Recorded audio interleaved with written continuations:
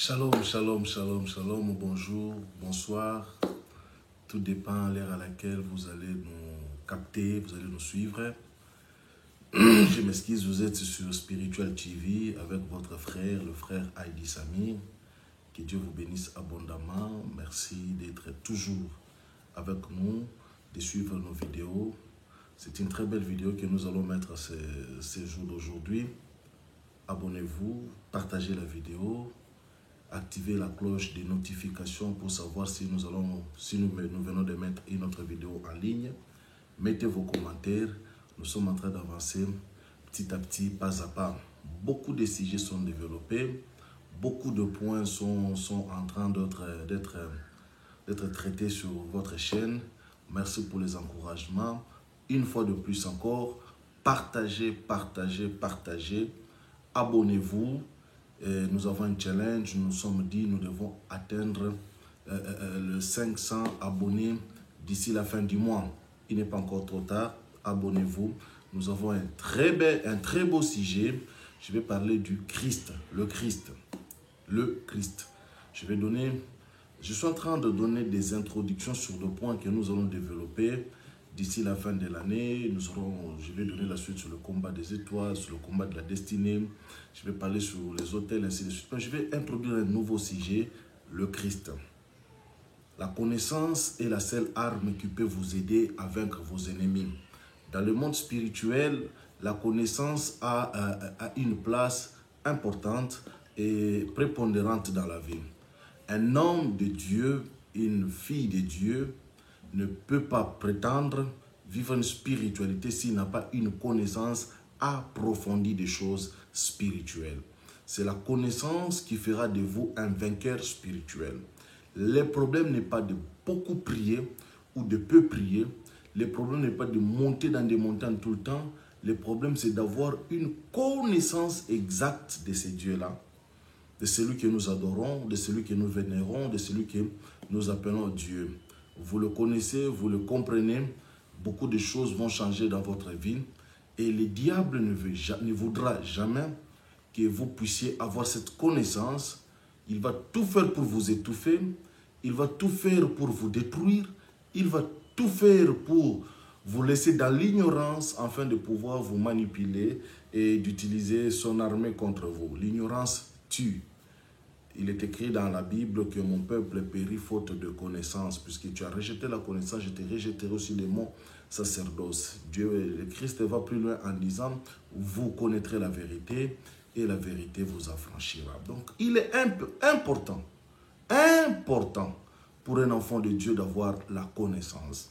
Et une connaissance exacte des choses, pas une connaissance à peu près. Vous serez d'accord avec moi que dans le jardin d'Éden, le diable n'a pas amené la sorcellerie. Il n'a pas amené la magie. Il n'a pas amené, je ne sais pas moi, n'importe quoi. Il est allé avec Adam et Ève sur le terrain de la connaissance. Dans le jardin, le diable a affronté Ève sur un seul terrain. C'était le terrain de la connaissance. Est-ce que Ève connaissait réellement? Est-ce que Ève avait une connaissance réelle des choses de Dieu? Puisqu'elle n'avait pas la connaissance réelle, elle avait une connaissance à peu près. C'est comme ça que le diable a pu la vaincre. Souvenez-vous-en aussi, lorsqu'il affronte le Christ pendant le fameux jeûne de 40 jours, lorsque le diable l'affronte, il ne l'affronte pas sur le terrain de la démonstration de la puissance. Il ne l'affronte pas sur le terrain de la prophétie. Il n'affronte pas le Christ sur le terrain, je ne sais pas moi, mais il affronte le Christ sur le terrain de la connaissance. Il lui dit, il est écrit, le Christ lui oppose aussi, il est écrit, et ils se sont affrontés sur le terrain de la connaissance exacte des choses telles qu'elles sont. C'est pourquoi lorsque vous ne connaissez pas, vous devrez prier pour avoir la connaissance. Vous ne pouvez pas passer votre temps à ne pas connaître et croire que vous allez avoir la victoire. Le Christ est notre système. Le Christ est notre Dieu. Le Christ est le nom dans lequel nous nous retrouvons pour invoquer, implorer, demander et prier les dieux tout-puissants. Le Christ est le Sauveur. Le Christ, il est le Seigneur. Mais c'est Christ que nous adorons. C'est Christ que nous vénérons. C'est Christ que nous cherchons. C'est Christ que nous invoquons au quotidien. Est un enseignement extrêmement expansif, de telle sorte qu'on ne peut pas l'enseigner en 1 minute ou en 30 secondes, ou en 30 minutes plutôt. Il faudrait vraiment qu'on s'asseye pendant 2 jours et des nuits, comme le faisait Paul à son temps, où il s'enseignait pendant des nuits et des nuits, en train d'enseigner le peuple. Vous savez, au jour d'aujourd'hui, ce qui fait mal, c'est que les chrétiens ont du mal à s'asseoir pendant 1 heure, 2 heures du temps à être enseignés. Les chrétiens sont devenus tellement frivoles. Ils sont devenus tellement des gens de vite fait là. Il faut parler rapidement. Ils ont plus la louange, l'adoration, ils ont plus ces histoires où on chante, on danse, on crie. Et le temps d'enseignement est en train de diminuer et d'amoindrir, de rapetir à tout bout de champ. Des longs sermons au jour d'aujourd'hui ne sont plus tolérés. Des sermons qui prennent du temps, les chrétiens ont mal aux oreilles. Lorsqu'il se met devant une vidéo comme ça, il se dit c'est trop long. Les chrétiens, le diable a créé un état d'esprit dans le chrétien d'aujourd'hui qui fait de telle sorte qu'il n'a pas suffisamment assez de temps pour écouter l'enseignement de Dieu. Et pourtant, il les fait sciemment parce qu'il sait lorsqu'ils ne sont pas bien enseignés, les gens ne vont pas s'asseoir. Lorsqu'ils ne sont pas bien enseignés, les gens vont être pressés. Lorsqu'ils ne sont pas suffisamment enseignés, ils vont commettre des erreurs et cela va l'aider à profiter et à en profiter afin d'en faire ses proies et ses victimes. Béni soit le Seigneur Dieu Tout-Puissant parce que toi, au moins, tu te donnes cette peine-là de t'asseoir et d'accepter d'être enseigné. Et au jour d'aujourd'hui, les méthodes d'enseignement sont multiples. Entre autres, nous voilà dans vos maisons, nous voilà chez vous, par ces moyens, par le média. Peut-être vous êtes pressé, vous n'avez pas le temps d'aller dans une église, vous n'avez pas le temps de ceci et de cela. Au jour d'aujourd'hui, cette technologie nous sert pour que nous rentrions dans vos maisons et vous apporter ce qui est nécessaire pour votre croissance. Que Dieu vous bénisse parce que vous êtes abonnés et vous faites aussi abonner les autres. Que Dieu vous bénisse parce que vous suivez ces enseignements. Et je crois que ces enseignements sont en train de vous édifier. Notre prière est que nous puissions le mettre au moins 3 ou 4 fois la semaine, afin que vous soyez vraiment, que vous ayez un paquet ou un bagage d'enseignement. Donc, lorsque vous refusez d'être enseigné, vous aurez du mal à affronter cet ennemi-là. Parce que la plus grande bataille que nous livrons contre l'ennemi, ce n'est pas par le nom de Jésus sort, c'est par la capacité de notre connaissance. Écoutez, laissez-moi vous donner un verset. Je vais utiliser 2 versets aujourd'hui. Et puis, je vais ouvrir un peu ce dont je veux partager avec vous, que le Seigneur m'a mis à cœur à partager avec vous. Dans le livre des Hébreux, chapitre 10, verset 5. Hébreux, chapitre 10, verset 5. Waouh! Ça a été l'un des plus beaux versets que j'ai aimé dans la Bible, que je n'ai pratiquement jamais enseigné. Pourquoi? Parce que tout simplement, j'ai toujours trouvé que ces versets comportent beaucoup de paramètres. Et au jour d'aujourd'hui, je bénis le Seigneur parce que nous allons, pas seulement dans cette vidéo, mais dans les vidéos aussi suivantes, sur le Christ, et j'intitule le message « Le Christ ». Comme ça, vous allez savoir, parce qu'il y a des rubriques. Nous avons les enseignements sur la délivrance, sur les autels, nous avons les enseignements sur les étoiles, nous avons les enseignements sur la destinée, et ça, c'est un chapitre sur le Christ. Donc, comme ça, je vais mettre partie 1, partie 2, partie 3, et nous allons avancer. Comme nous sommes en train d'avancer avec le partie 1 des étoiles, nous sommes, je crois, au 3e partie de l'étoile. Et puis, je vais entrer dans d'autres sujets. Mais je veux parler du Christ. Hébreux chapitre 10, verset 5. Je ne commence pas, je ne prends pas le Christ dans les livres de Matthieu où on parle de sa naissance, ainsi de suite. Mais je le prends à partir du livre des Hébreux, chapitre 10, verset 5. L'Écriture dit ceci. C'est pourquoi Christ entra dans le monde. C'est pourquoi Christ entra dans le monde, dit, tu n'as voulu ni sacrifice ni offrande, tu n'as voulu ni sacrifice ni holocauste, tu n'as voulu ni sacrifice ni offrande, mais tu m'as formé un corps. C'est pourquoi je suis venu faire ta volonté, ô Dieu, ainsi parce qu'il est écrit de moi dans les livres, dans le rouleau. Mais je ne descends pas dans cette partie B de l'Écriture, je prends La première partie. Tu n'avoues, le Christ entra dans le monde. Il est impératif de comprendre cette transition que l'apôtre est en train de faire entre Jésus, le Christ, et entre le Christ, et entre le Christ Jésus. Les mots dans la tête de l'apôtre ne sont pas des mots placés au hasard. Chaque mot est en train de démontrer, d'expliquer, d'enseigner une dimension spirituelle propre, appropriée à l'esprit. Lorsque l'ange rencontre Marie, ou rencontre plutôt Joseph, en rencontrant Marie, l'ange va dire à Marie que tu auras un fils par la puissance du Saint-Esprit. Il sera ceci, il sera cela. Mais lorsqu'il rencontre Joseph, l'ange va lui dire que l'enfant que Marie va mettre au monde s'appellera Yeshua. Il ne doit pas dire s'appellera Jésus-Christ. Il doit dire s'appellera Yeshua. Yesu. Jesus. Bon, je ne suis toujours pas d'accord avec les interprétations où il faut prendre le nom de quelqu'un, le mettre dans une autre langue. Je ne suis pas encore vraiment totalement d'accord avec cette optique des choses. Mais il dit, l'enfant qui va naître, vous allez l'appeler Jésus. Je prends la version, la tradition la plus simple pour ne pas blesser certaines personnes qui sont choquées quand on parle de Yoshua. Ça leur fait un peu mal et ça leur fait peur. Pour ne pas avoir cette peur, on reste dans Jésus. Donc il dit, l'enfant qui naîtra s'appellera Jésus, qui veut dire Dieu sauve, Dieu le sauveur. Je n'entre pas non plus dans la racine du mot Jésus, Yoshua, qui se trouve en Israël dans beaucoup de noms comme Josué, comme Osée. C'est un nom populaire. C'est un nom, Jésus n'est pas le premier à porter ce nom-là. Entre autres, je vous dis bien, Josué c'est le même nom, c'est Yoshua. Donc, Josué et Jésus, les mêmes noms. Je crois que les théologiens sont d'accord avec moi. On trouve la racine dans Osée aussi, dans le nom Osée, Osia. C'est les mêmes noms pratiquement. Dieu sauve, Dieu le sauveur. Il dit que cet enfant va s'appeler Jésus, Yoshua.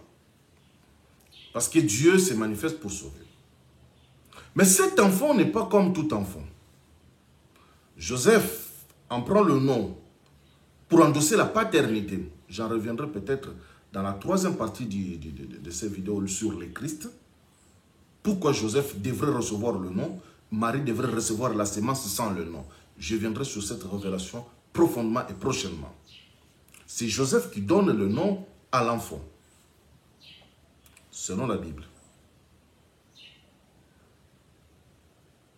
Pourquoi? Il dit cet enfant s'appellera Jésus, Yoshua, Dieu le Sauveur. Un nom qui est populaire en Israël, qui signifie que Dieu est en train de sauver son peuple. Mais cet enfant est en train de naître. Marie est une vierge. Soulignez le mot vierge, pas seulement parce que ça a aussi une connotation spirituelle. On ne peut pas parler du Christ et de Jésus sans parler sur cette femme-là, Marie. Elle fera aussi sujet de tout un chapitre, de toute une vision, de tout un enseignement.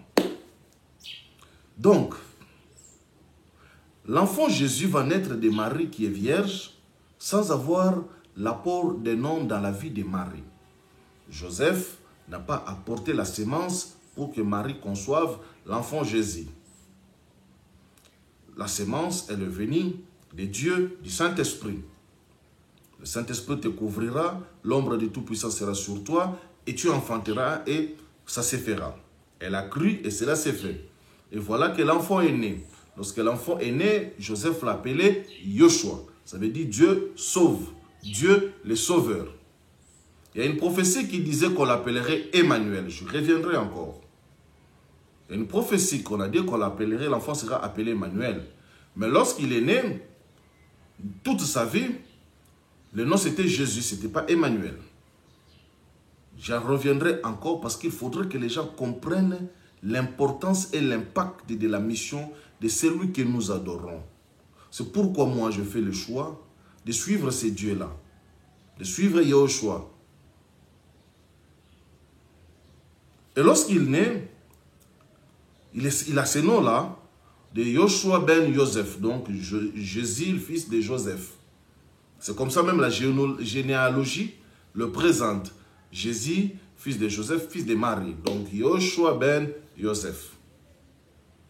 Il grandit ainsi. Marie et Joseph, connaissant sa véritable identité, sont restés là en train de voir. Il a grandi. Il a été circoncis dans la chair. Il a été présenté au temple dans la chair. Mais cet enfant qui a été circoncis, cet enfant qui a été présenté dans le temple, n'est pas un enfant ordinaire comme tous les autres enfants. C'est un enfant qui a une moitié d'homme, parce que l'enfant était dans la matrice de Marie, mais une autre partie, ce n'est pas une sémence humaine. Pourquoi le Seigneur n'a pas voulu porter une sémence humaine? Sémence d'homme, de son père Joseph. Nous avons vu des prophètes comme Moïse, d'Abraham, de David, d'Élie. Nous avons eu des grands prophètes. Si le Seigneur naissait avec une sémence d'homme et que le Saint-Esprit venait le couvrir, ne serait-il pas Dieu? Il deviendrait Dieu. Mais pourquoi la sémence d'homme n'est pas rentrée dans sa composition? Cela fera l'objet d'une vidéo extrêmement forte. La connaissance est un pouvoir. La connaissance est une clé qui vous ouvrira les portes dans le monde spirituel. Maintenant, je laisse toute cette partie parce que vous voyez que les sujets que nous allons traiter sont tellement profonds, sont tellement grands. Je reviens sur mon verset. Il dit, c'est pourquoi Christ entra dans le monde. La présentation ici, nous voyons que nous ne sommes pas en train de traiter de Jésus. On parle du Christ. Il devient Christ à quelle époque? Je rentre dans la petite histoire. Le mot Christ ou Mashiach, Christos en grec, Mashiach en hébreu, veut dire le oint. C'est lui sur qui l'huile a été posée. Nous en avons plusieurs dans la Bible. David était Mashiach. Il a été oint. Les prophètes, ce sont des Mashiach. Ils ont été oints. Les rois, ce sont des Mashiach. Ils ont été oints. Vous allez voir même, dans cette longue lignée des choses, Dieu va appeler Cyrus mon oint. Je fais cette vidéo sous la pluie. Veuillez m'excuser si vous entendrez les bruits de la pluie. Il plaît en ce moment-ci. Donc, Cyrus va être appelé oint. Mashiach, Christ. Le mot Christ n'est pas un post-nom. D'où beaucoup de chrétiens se taguent en disant, il faut dire Jésus-Christ. Comme si le Christ était un post-nom. Comme moi, je m'appelle Ilunga Samir Raphaël. Mon nom, mon post-nom, mon prénom. Et le prénom Raphaël, mon nom Ilunga Samir. Mais le Christ n'a pas de post-nom, n'a pas de prénom. Il a un nom, Jésus, fils de Joseph. La seule différence avec tous les Yoshua qui existaient, lui était le fils de Joseph. Ben Joseph. Il ne marchait pas dans la ville à Jérusalem en se bombant la poitrine. Je suis Yoshua ben Elohim. Je suis Jésus, le fils de Dieu. Non. Il est connu comme Jésus, le fils de Joseph. Joseph a des parents. Donc il faut enlever, avant que je continue, je voudrais que vous enleviez dans votre pensée l'idée de croire, de concevoir, de dire que le Christ est le post-nom de Jésus. Enlevez ça. Hello? Enlevez cette pensée dans votre tête. Les gens pensent que quand on dit Jésus, Christ, cela veut dire réellement c'est lui-là. C'est pas mauvais. J'ai vu des gens, lorsque vous êtes dit, au nom de Jésus-Christ de Nazareth, là ils sont convaincus que c'est vraiment lui. C'est pas mauvais. Lorsque vous disiez tout ça, vous dites dans une église au nom de Jésus, les gens commencent à vous regarder pourquoi il n'a pas dit le Christ, pourquoi il n'a pas dit de Nazareth. Ce sont des noms, ce sont des villes. Ce n'est pas son poste. Le problème, c'est lui-là. Et le problème, c'est la mission. Maintenant, lorsqu'il arrive, il grandit, il croise Jean, le Baptiste, parce que Jean le Baptiste, c'est en fonction des baptisés, lui a donné cet attribut-là, ce nom-là de Baptiste. Beaucoup de gens, de personnes croient aussi que Baptiste, c'est le post-nom de Jean. Jean le Baptiste, ou Jean, celui qui baptisait Jean. C'est une référence en fait, hein? Jean qui baptisait. Lorsqu'il rencontre les gens, parce qu'il y en avait beaucoup, mais il n'y en avait qu'un seul qui baptisait. Et il baptisait au Jourdain. Ce sont des précisions pour les différencier. Au jour d'aujourd'hui, nous avons les gens qui ont 4, 5, 6 noms. Jean le Baptiste, le baptiseur, celui qui baptisait les gens. Lorsque Jésus le croise, Jésus ben Joseph le croise,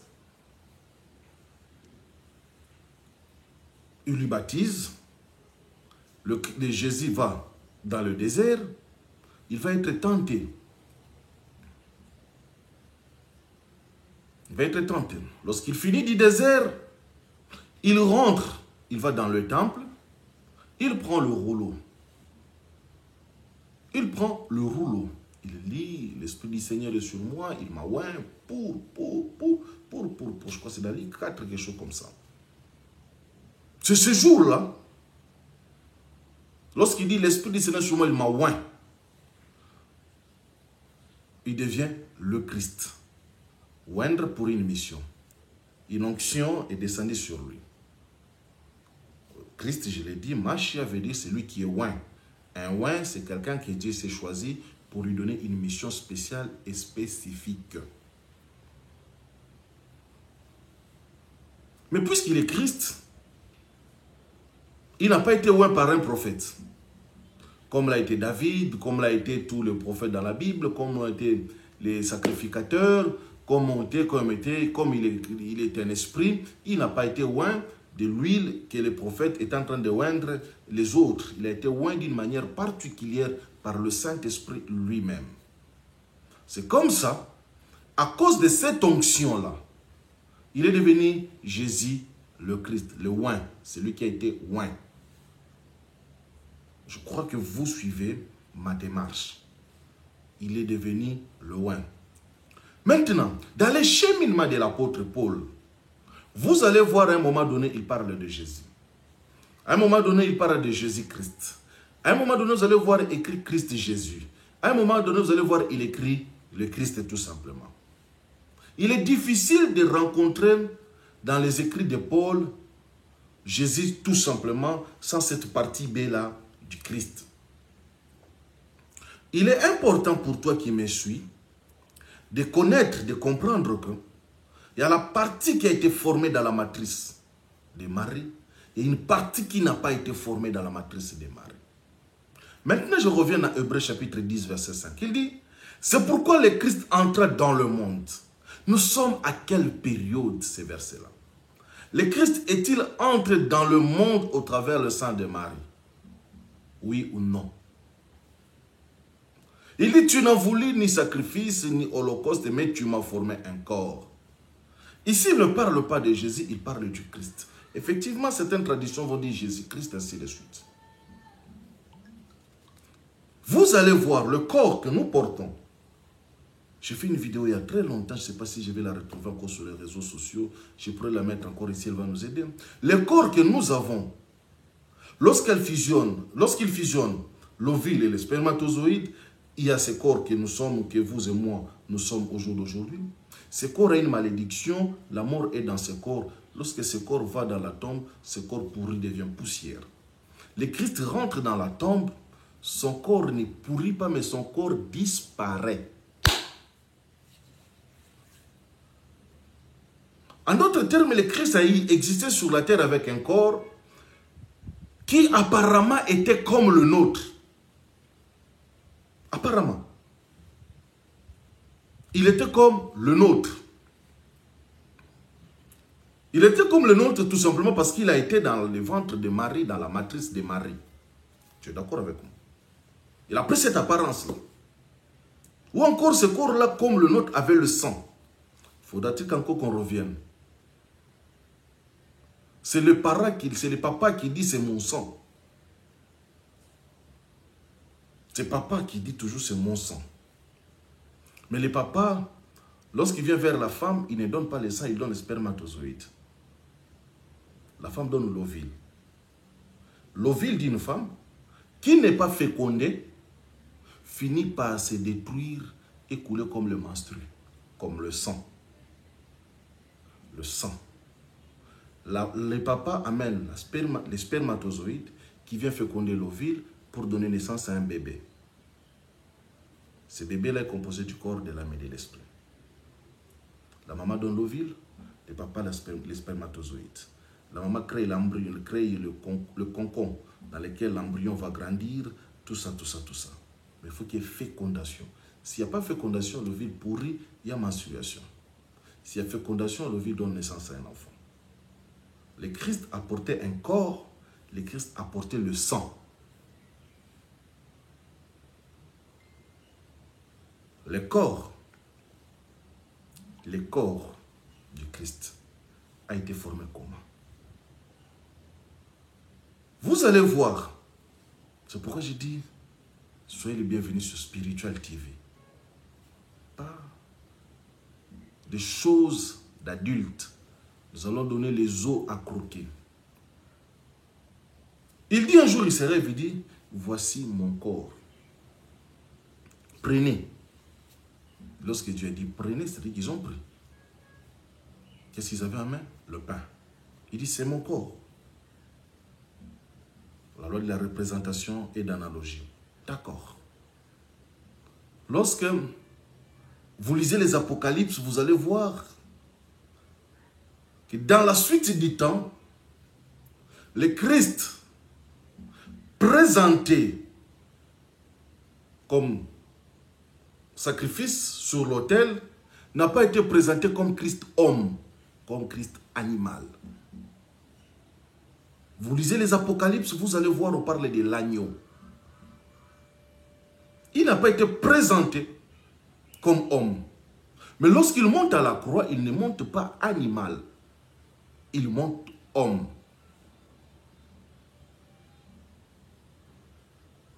Mais lorsque vous lisez l'Apocalypse, il dit, puis je vis comme l'agneau ensanglanté qui était sur l'autel.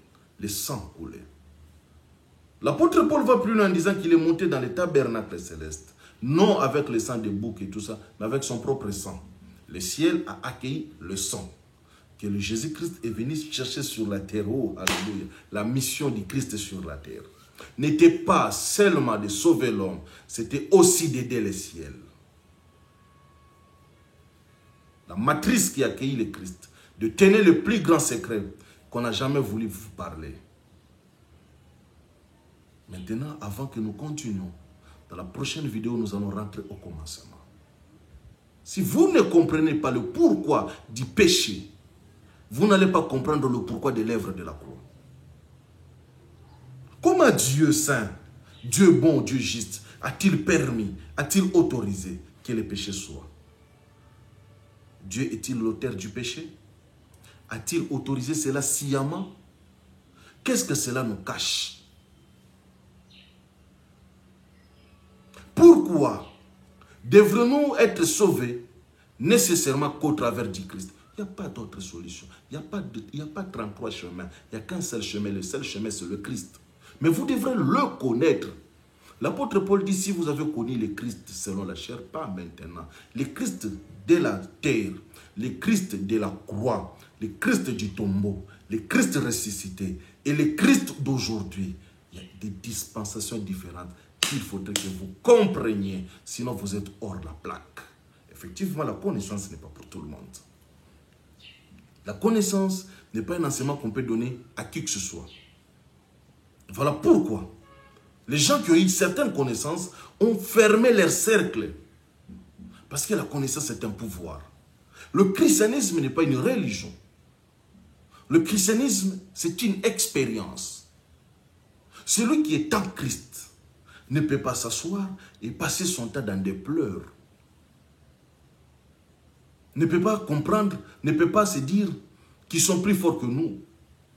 Ne peut même pas, un seul instant, envier les gens qui sont dans les sciences noires, dans les sciences occultes. Parce que dans le christianisme, c'est plus que toutes ces choses-là.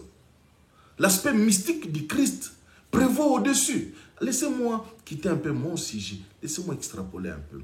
Tous ces gens qui sont dans dans des pratiques là, on leur parle des sons et des lumières.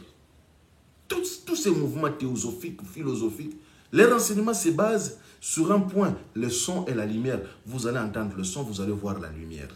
Mais le son et la lumière, c'est le Yehoshua, le Mashiach. Si vous le connaissez, pas selon la chair. Pas selon la chair. Il a été né, il a été conçu comment et pourquoi. C'est pourquoi le Christ entra dans le monde. Comment il est entré dans le monde? Il a dit, tu n'as voulu ni sacrifice ni holocauste. Tu m'as formé un corps. Quel est ce corps que le Christ a porté? Quel est ce corps qui a été formé spécialement pour lui? Le Christ, c'est un esprit vivifiant. Le Christ. Vous devrez le comprendre. Savoir les différentes formes existentielles de ces dieux-là que nous adorons. Écoutez, je n'ai pas développé mon sujet parce que c'est très profond, je vais le développer. Écoutez, Philippiens chapitre 2, verset 7. Il dit, mais il s'est dépouillé lui-même. Donc le Christ s'est dépouillé lui-même en prenant une forme de serviteur, en devenant semblable aux hommes, ayant paru comme un simple homme. Comme un simple homme. Il a pris la forme semblable aux hommes. Il avait cette forme comme moi et toi. Nous avons des gens qui sont nés, Adam et Ève sont nés sans père et mère. Ils n'ont pas eu de cordon ombilical. Nous avons des êtres humains qui sont nés sans mère, mais avec père. Nous avons des êtres humains qui sont nés sans père, mais avec mère. Et nous avons les êtres humains qui sont nés comme ça. Comme toi et moi, père et mère, cordon ombilical. Adam et Ève sans père et mère, n'ont pas de cordon ombilical. Et des êtres qui sont nés avec des mères sans des pères. Et des êtres qui sont nés des pères sans des mères. 4 types d'êtres sur la terre. 4 types. 4. Je reprends. Adam et Ève. Une catégorie de personnes qui sont nées sans père, sans mère, comme les Melchisédek. Ils sont apparus, ils sont comme ça. Nous avons cette catégorie, ils sont là. Nous avons la deuxième catégorie des gens qui sont nés des pères, qui sont nés avec des mères sans les pères, comme le Christ. Il est né avec une mère, mais il n'a pas de père. Nous avons une troisième catégorie. Ils sont nés avec les pères, sans les mères. J'en expliquerai un jour. Comme nous autres là, nous sommes nés. Spirituellement, on dit que nous sommes les fils de Dieu, pas des mères. Fils de Dieu, pas des mères. Et nous avons la quatrième catégorie, c'est comme toi et moi, nous sommes nés avec des pères et des mères. Nous existons sur la terre, avec cette forme-là. Puisque dans cette dimension, salut et shalom à mes amis de l'école, où j'ai parlé que dans cette dimension nous existons, il nous faut cette matière pour exister dans cette dimension. Puisque le problème c'est ici, il y a combat dans les ciels, mais le combat s'est achevé sur la terre. Quel est le rôle de la terre? Pourquoi sommes-nous là? Pourquoi Dieu a voulu que la création existe? Pour finalement finir par l'enfer, finir par le péché. Il faudrait qu'un jour, que nous ayons le courage de nous regarder en face. Ce sera ce Spiritual TV que nous allons partager. C'est comme ça que vous allez comprendre le pourquoi de certains combats spirituels. De pourquoi vous regardez. On poursuit vos enfants, pourquoi? Peut-être ils ont quelque chose dans la destinée. Maintenant, vous allez voir, à partir d'Ève jusqu'à arriver à Marie, comment est-ce que la lignée du Christ a été tordue. Le diable a fait par tout le moyen d'insérer des semences dans cette lignée-là. Et Dieu s'est battu aussi par tout le moyen d'écarter certaines semences. Rahab la prostituée est entrée à donner une semence. Ruth la Moabite est entrée à donner une semence. Salomon, avec tout ce que vous savez, une semence. Bref, la lignée, la généalogie. Le Christ que nous adorons, vous devrez le connaître. Vous devrez le comprendre. Je m'arrête ici parce que c'est le temps. Je vais revenir à une deuxième. C'est l'introduction, effectivement, une deuxième vidéo, une troisième, une quatrième sur le Christ. D'autres termes aussi. C'est pourquoi regardez le terme quand nous mettons, les thèmes nous mettons dans les commentaires pour que vous sachiez ça c'est la suite de telle vidéo, ça c'est la suite de telle vidéo. Vous voyez un peu. Donc je ne peux pas faire 5-7 vidéos du coup sur le même thème, ça me fatiguerait. Je donne des parties. C'est à vous de voir. Première partie, deuxième partie et ainsi de suite. Laissez-moi vous dire que ne vous fatiguez pas d'apprendre. Lorsque vous avez trouvé quelqu'un qui peut vous ouvrir la connaissance, attachez-vous, accrochez-vous à lui. Pierre a dit, à qui irions-nous? C'est toi qui as les paroles de vie. À qui irions-nous? C'est toi qui as les paroles de vie. Les paroles de vie que le Christ avait, blessées parfois. Certaines personnes nous ont quittés parce que nous avons dit des choses qui les ont blessés. Dis bravo. Mais certains sont restés et continuent à rester. Que Dieu vous bénisse, que la paix du Christ soit dans vos maisons. Sachez une chose, que moi j'aime le Christ. C'est lui qui est mort pour nous à la croix. C'est pourquoi j'ai choisi ma spiritualité avec lui.